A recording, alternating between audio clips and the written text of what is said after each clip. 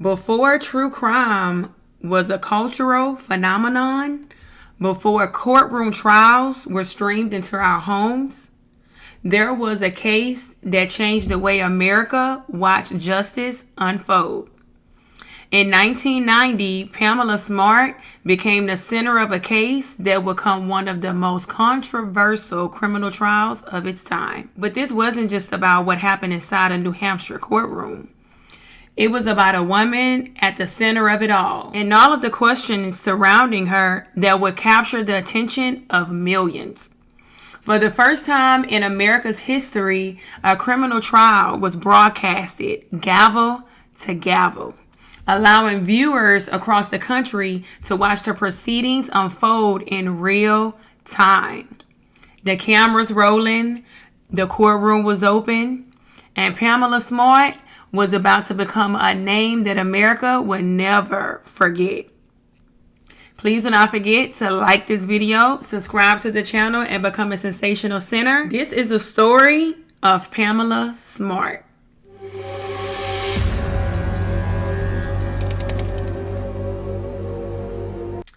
Pamela Ann Moches was born August 16th, 1967 in Coral Gables, Florida, to John and Linda. When Pamela was a teen, her parents moved from Florida to New Hampshire. After Pamela graduated high school, she moved back to Florida and attended Florida State University, where she received her degree in communications. Pamela wanted to be a famous broadcaster. She loved to be in front of the camera. She even interned at a local news station and even hosted her own radio show. The radio show was called Metal Madness, and she called herself the Maiden of Metal. Now, so far, we probably won't have many similarities, but for me, I wanted to be a news broadcaster too growing up. Still do. Yeah. During winter break in 1986, Pamela went back home to New Hampshire, where she met the handsome Gregory Smart. She met Greg at a holiday party, and one thing she really liked about Greg was that he loved heavy metal, because she did as well, like a whole lot. He also had the rocker look that Pamela loved. He had long hair, and Pamela even thought he resembled some of the members of Van Halen. Now, you will come to know that Pam loved Van Halen. Okay, that was her favorite band. Pamela and Greg hit it off so much that Greg even decided to move to Florida to be with Pam while she finished school. Now listen, they say a boy is supposed to like you more than you like them. And they was headed in the right direction, because it seemed like Gregory definitely liked Pam, where he moved for her. So that shows how he was like, he just knew she was the one, right? After Pamela graduated from school, her and Gregory got married in 1989. And they moved back into a condo in New Hampshire. They got a dog. And guess what they named the dog? Halen. Yes, after their favorite rock band, Van Halen. Pamela really wanted a job in broadcasting, but unfortunately, she had trouble finding those jobs. So she took a job working for the school district as a media director, and Greg worked for his father's insurance company. Now, being that Greg is entering corporate America, he decided to cut his long hair that Pamela loved so much. And let me just say, Pamela was not happy at all. At the school Pamela worked at, the students really liked her. They thought she was cool, and they loved that she was into heavy metal music as well. She was 22, and she was relatable to them. A few of the students saw Pamela more like a friend than an authority figure. Now, for me, that tells me that is some trouble brewing, because if I'm a teacher and I'm in the authoritative position, it's a time to be authority and it's a time to be relatable. But friends, that's a little bit too much for me. One of those students is 16-year-old William Flynn, who everyone called Billy. Billy found Pamela attractive in a sick way, Pamela found Billy attractive as well. She loved his hair. It reminded her of Van Halen. Now, mind you, Pamela is obsessed with Van Halen, right? She even has a license plate named Halen. That's how obsessed she is with them, okay? And for her to be attracted to a minor, you know, boys, they're going to have their crushes, right? And high school girls are going to have their crushes. But Pamela liked him back. That's weird. And coincidentally, Van Halen was Billy's favorite band as well. So they're connecting that they both love Van Halen and, you know, rock metal music. Pamela also became close with a 15-year-old named Cecilia Pierce. Like, scary close. Like, they considered themselves besties with a 15-year-old. In the fall of 1989, Pamela wanted to enter into an orange juice video commercial contest. So she asked Billy, Cecilia, and a few other students to help her.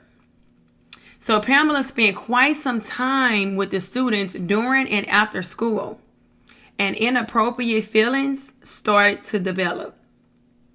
Pamela liked Billy romantically, and she wanted to know if he felt the same way.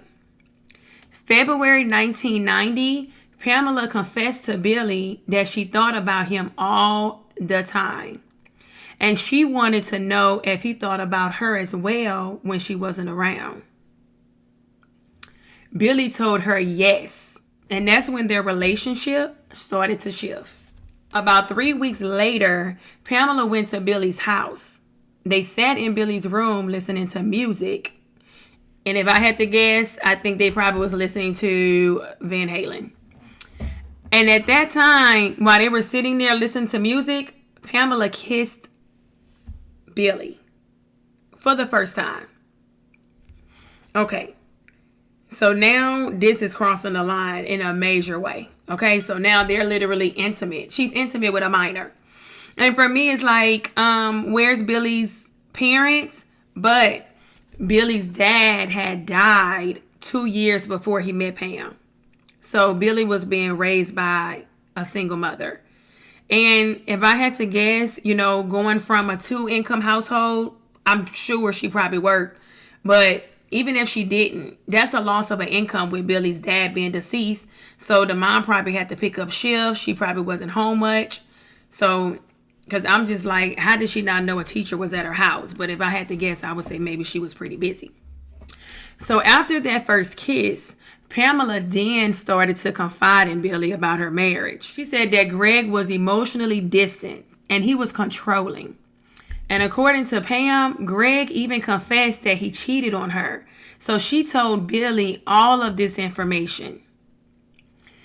She even told Billy that one day in the winter, Greg locked her out of the house and she was only wearing a nightgown.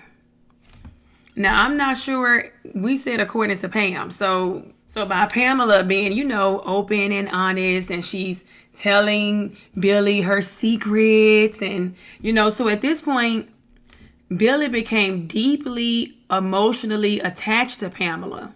He felt as though he had to rescue her, like protect her. March 1990, Pam invited Bill and Cecilia into her condominium while Greg was out of town for the weekend. According to Billy, they were downstairs watching movies. They watched a movie called 9.5 Weeks. Now, this is not just any movie. The movie is about two people having an intense affair. After the movie, according to Billy, Pam took him upstairs in her and Greg's bedroom while Cecilia stayed downstairs. Pamela then put on some lingerie and performed a striptease inspired by the movie they had just seen. She scripted it so much, even down to the song she was dancing to, which was, you guessed it, Van Halen. And the Van Halen song was Black and Blue. After that, they both had sex for the first time. And according to Billy, he was a virgin. So at this point, it's the R word. The R word that rhymes with grape. Okay? Big time. Okay? So at this point, Pamela is losing it. She's 22, let me remind you, and Billy is 15. Now, according to Billy, after the sexual encounter, he quickly fell in love with Pamela. And I mean, of course, right? It's his first. She probably got more experience on him, probably to put her tricks on him. So Billy said he fell in love with Pam, like literally after their first sexual encounter. The next morning after their sexual encounter, while driving Billy home, according to Billy, Pam started to hint that the only way they can truly be together is if Greg was out of the picture, and not divorced out of the picture by death. According to Billy, Pamela blamed Greg as being the source of all of her problems. Now, of course, right? When you meet a person and they want to paint a picture of the other person, oh, they could do no wrong. The other person is the monster, right? So at this point, Pamela is victimizing herself. And Pam told Billy she simply couldn't get a divorce because she would lose everything, even her dog. And let me tell you something. Pamela loved her dog. You will come to see that later. So Pam is like essentially grooming Billy. You know, she was letting him in on secrets. She was convincing Billy that she could trust him. And she made him feel uniquely important. So at this point, his judgment becomes cloudy. And the conversations of killing Greg becomes normal because they're having the conversation so often. Pamela even starts to withhold sex from him if he didn't kill Greg. So at this point, she's making threats. She's like, listen, we're not going to be intimate anymore if you're not going to, get rid of the problem. If you love me, you will do it. On the night of May 1st, 1990, after a late meeting, Gregory makes it home. I'm sure he's probably tired. It's been a long day. He's ready to unwind, and I'm sure just relax. But when he walks in the door, a stranger leaps out from behind the door, grabbing Gregory. Once he grabbed him, he demanded him to get down on his knees. And that's when Greg was shot and killed execution style. After returning home from a school board meeting, Pam discovered Greg's body. She was frantic. She ran outside and went door to door screaming for help. Her neighbors rushed outside and they called 911. When the police arrived, Greg was pronounced dead and Pam was devastated. But the police themselves are in shock because normally, New Hampshire is it's a safe place. They rarely have any murders in New Hampshire. And also at the scene, experienced investigators notices some inconsistencies. Expensive electronics and valuables were left behind. So they had to question, was this a robbery? Because, why the robbers didn't take this? Greg had no known enemies, and the police suspected Pamela immediately.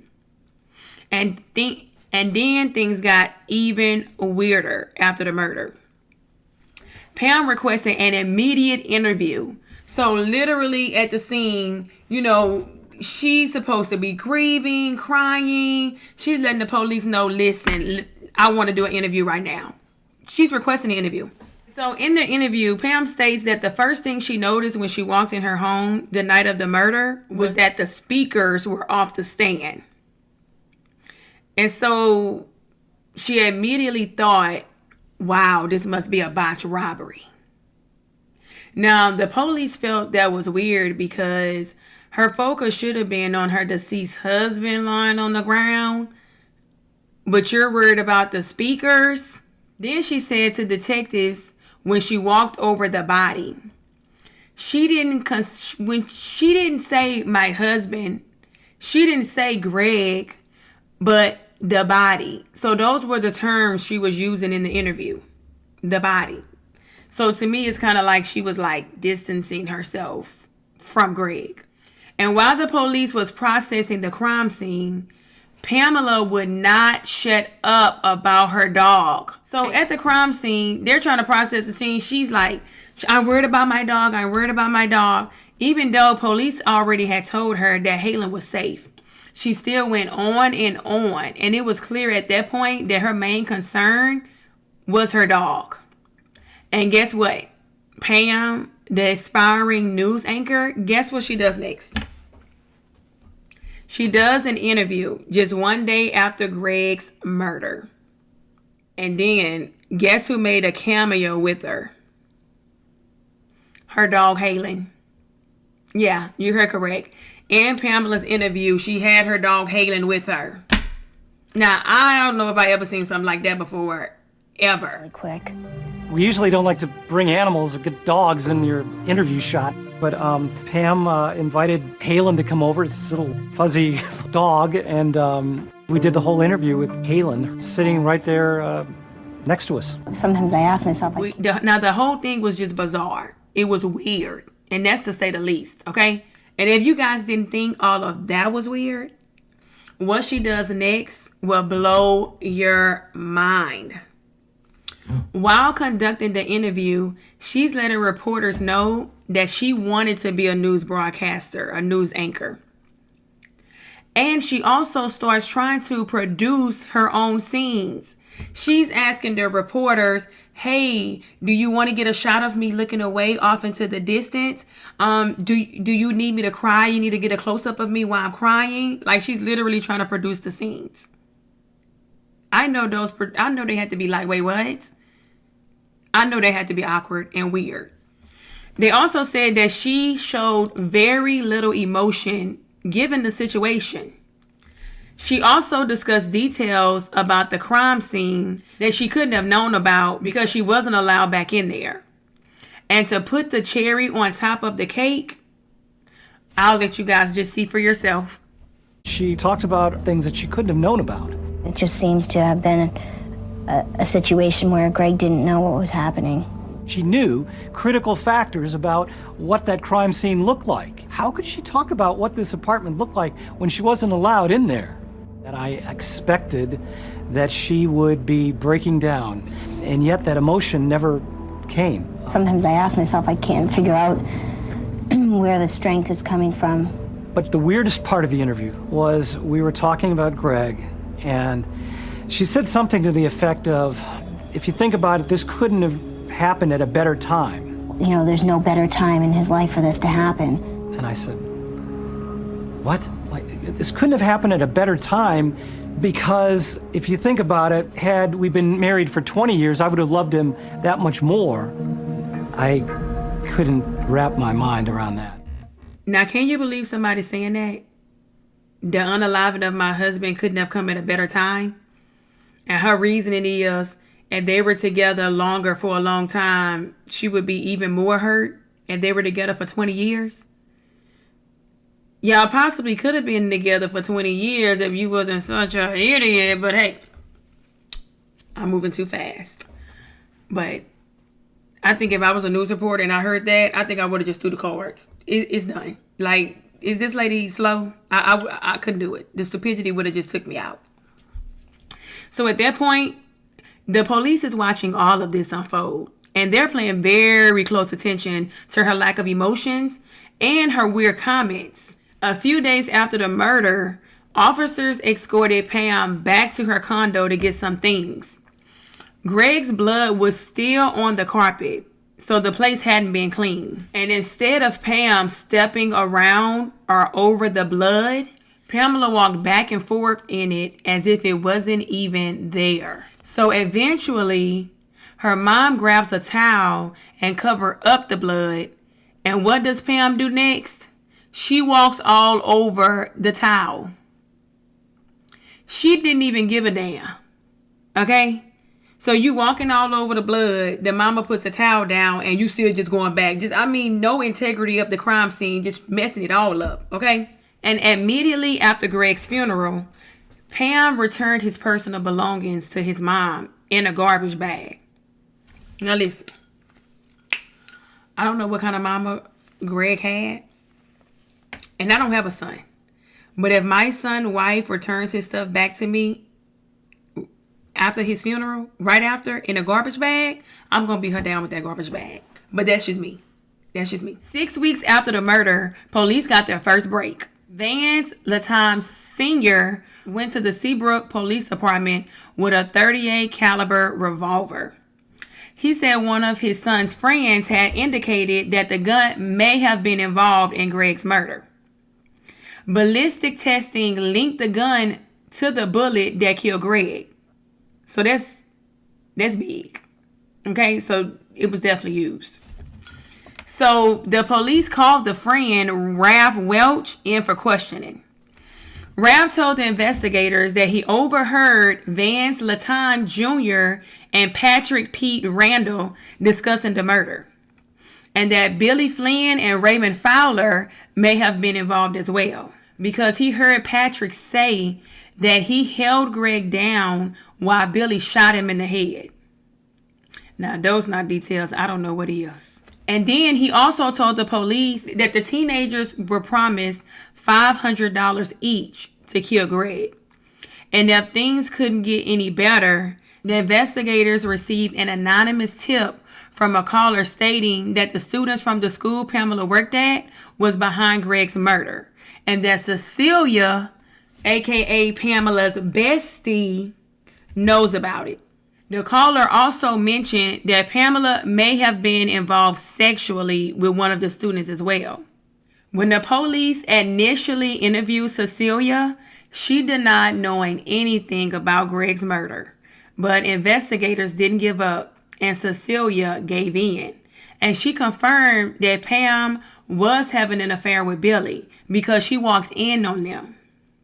And she also confirmed that Pam had asked Billy to kill Greg, but the investigators needed proof. So they persuaded Cecilia to wear a wire and record conversations with Pam. They told Cecilia to act normal, just like you guys just are having a normal conversation. Act like you don't know anything. They established that, yeah, you had Greg killed. Why, though? Because they can't think of any other reason why Bill and them would do it. Yeah, but even if I ask somebody to kill somebody, you have to be deranged to say, okay, I will. You know what I mean? Whether someone asks you to or not. As far as I can see it, Bill did it because he loved you. Because I'm afraid one day you're going to come in here and you're going to be wired by the police and I'm going to be busted. Give me some signal that if you have ever come down to me and you're wired, that you're going to give me. I'm just sick of lying, Well, I'm just telling you that if you tell the truth, it's going to be an accessory to murder. Right. Now you know you're going to be on the witness stand. And they're just going to put you on there, and I'm going to say, did you know? And you're going to say no. Did Pam do this? No. If you tell the truth, you are probably going to be arrested. You are probably going to be arrested. And if you're not arrested, you're going to have to go and you're going to have to send Bill, you're going to have to send me, you're going to have to send JR, and you're going to have to send me to the slammer for the rest of our entire life. About it beforehand, and if I get up there and lie, and they find out about it after, I'm going to get in trouble. Well, if you know about it beforehand, you can't say you know about it beforehand. Well, I did know about it beforehand. Yes, but if you say that, you're going to get in trouble. Now, you didn't offer to pay him, right? No. So he's not going to say that you offered to pay him. He's going to say you knew about it before it happened, which is the truth. Right. Well, so then I'll have to say, no, I didn't. And then they're going to believe me, or they're going to believe JR, 16 years old, and slam us. And then who me, who's a professional reputation, not worse than a speeding ticket. That's the thing. All right, they're going to believe me. The recordings was just what the detectives needed to make an arrest. And on August 1st, 1990, they approached Pam in the school's parking lot. And the detective told Pam that he had some good news and he had some bad news. He said that the good news is we solved the murder of your husband. And the bad news is you're under arrest.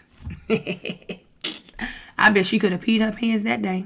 And then, guess what? Pam had the nerve to ask him under arrest for what? He responded, murder.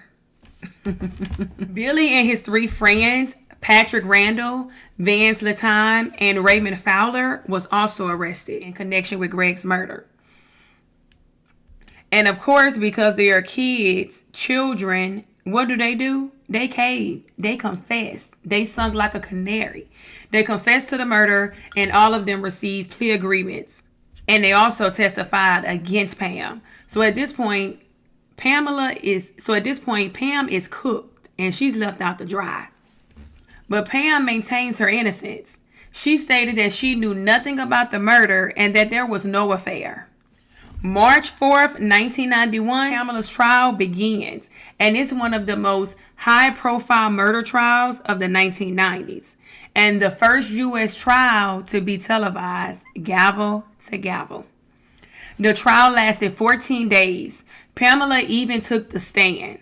Now, you don't see that a lot. In these big cases, normally the person, the defense, they do not take the stand, but Pam took the stand. And on the stand, Pam admitted to the affair that she had with Billy, but she denied telling him to kill Greg. But the prosecution argued that Pam's motive for the murder was that she was unhappy in her marriage. She feared that she would lose everything in the divorce, and she wanted the $140,000 life insurance policy. Now, back then in the 1990s, you can say these days, to be honest, it's not enough for nobody's life. So let me just say that. But when you're dealing with losers, they don't have any money, no morals, $140,000 in the 1990s seems like a lot. It was also revealed in the trial that there were 2 failed attempts on 2 different occasions to kill Greg before they actually did it. The first attempt, Billy became scared and backed out. And the second failed attempt, Greg was already home, so he had came home early. Now, my thing is, can you imagine somebody planning your unaliving behind your back and you have no idea? You're going, day to day. You think you have a loving wife. You're sleeping next to the enemy. I feel sorry for Greg that he had no idea and he didn't even see it coming. And so after the failed attempts, Pamela would be furious. She would question Billy's love for her. She would say, if you love me, you'll get it done. You'll get it done. Very manipulative. On March 22nd, 1991, the jury found Pam guilty of accomplice to first-degree murder, conspiracy to commit murder, and witness tampering. She was never charged for her sexual involvement with Billy, which I thought that was weird. I feel like if you're going to slam those charges on her, you might as well slam that as well because she literally was with a minor. Pam was sentenced to life without the possibility of parole, as she should be. Patrick Randall and Billy Flynn both pleaded guilty to second-degree murder and was sentenced to 28 years to life. Both were paroled in 2015 after serving 25 years. Vance Latime Jr. pleaded guilty to accomplice to second-degree murder and received the 18 years to life sentence. He served 15 years. Raymond Fowler pleaded guilty to conspiracy to commit murder and attempted burglary. He was sentenced to 15 to 30 years in prison. He was paroled in 2003 after serving 13 years. For more than 3 decades later, Pamela Smart remains behind bars, but still maintains her innocence. She says that her sentence was unjust. Today, she is seeking a new trial, arguing that important issues surrounding her original case deserves another look. Now, with that being said, I want to hear from you. What do you think? Do you think the jury got it right, or do you believe Pamela is innocent? Y'all, please let me know that down below in the comments. Now, for me, with all the evidence and from what I see, I do not believe that Pamela is innocent, not for 1 second. But as of lately, she has been, doing interviews in the media, trying to get a new trial. So we shall see how that go. If she does, I will give you guys an update. But please do not forget to like this video, subscribe to the channel, and become a sensational sinner.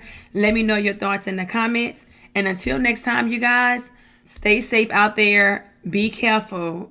And don't forget, pour me some wine because I'm watching true crime. Bye, y'all.